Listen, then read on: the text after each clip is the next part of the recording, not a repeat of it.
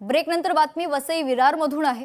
दुचाकीस्वारानं केलेल्या मारहाणीत एका पादचार्याचा मृत्यू झाला। विरुद्ध दिशेनं गाडी चालवण्यानं वाद निर्माण झाला। सोमवारी रात्री वसईच्या अंबाडी रोड या ठिकाणी ही घटना घडली।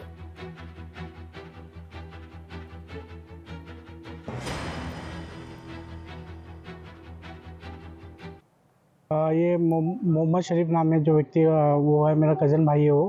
तो मेरे को रात को कॉल आया, तो बाद में मैं इधर आया तो घटनास्थल पे एक ऐसा जो जश्नदीप था वहाँ पे, उसने मेरे को बताया खाऊ गली है जहाँ जहाँ चालू होती है, वहाँ से कोई जावा बाइक पे था, ब्राउन कलर का बाइक था उसका। और वो मतलब भाई को मेरे मारा, मेरा भाई गिर गया और पीछे ब्रेन में लग गया और तुरंत उसका वहाँ पे हॉस्पिटल ले जाते मृत्यु हो गया। पुलिस आके अपना पंचनामा वगैरह की है। अभी मैं खाली पुलिस वाले से मांगे कि कार्रवाई करे जल्द से जल्द, मेरे भाई को न्याय मिले बस।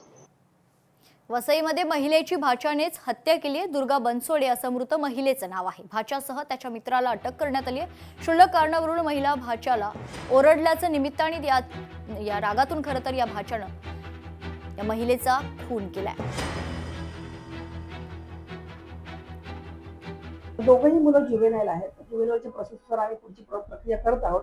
त्याच्या वयाचे प्रूफ्स आम्ही घेत आहोत, जेणेकरून वय फायनल होऊन जाईल। त्यानंतर बाकीची त्या अनुषंगानं जी प्रोसेस असेल जुवेनाईल साठी आम्ही करत आहोत। अमरावतीत लहान मुलांना पळवण्याच्या संशयावरून एकाला मारहाण करण्यात आली। नागरिकांनी एका 35 ते 40 वर्षीय युवकाला बेदम मारहाण केली होती। पोलिसांनी मध्यस्थी करून युवकाला सोडवले। लहान मुलांना पळवणारी टोळी शहरात सक्रिय असल्याची अफवा अमरावतीत जोरानं सुरू असून अशी कोणतीही टोळी सक्रिय नसून नागरिकांनी अफवांवर विश्वास ठेवू नये असं आवाहन अमरावती पोलीस उपायुक्त गणेश शिंदे यांनी केले।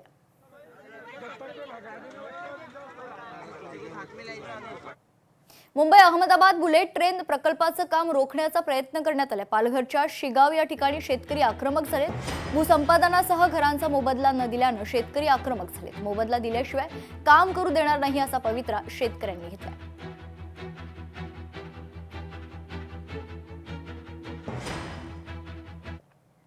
पुण्यातील बहुचर्चित मुंढवा जमीन गैरव्यवहार प्रकरणानं आता कायदेशीर वळण घेतले।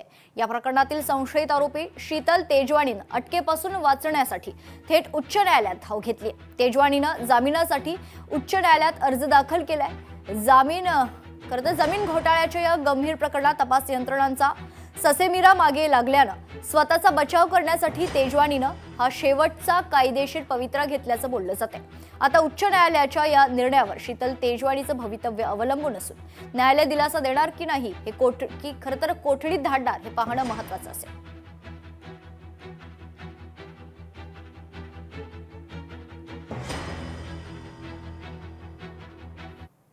शिवसेनेकडून गणेश नाईकांना टोला लगावणारे बॅनर लावण्यात आले। #ओपन चॅलेंज अशा आशयाचे बॅनर लावण्यात आले। एकनाथ शिंदे गणेश नाईक यांच्यातील वाद वाढणार असल्याची चर्चा आहे। गणेश नाईकांच्या भ्रष्टाचाराची पोलखोल शिवसेना करणार आहे। नवी मुंबईचे संपर्क प्रमुख अंकुश कदम यांच्याकडून पोलखोल अभियान सुरू करण्यात आले।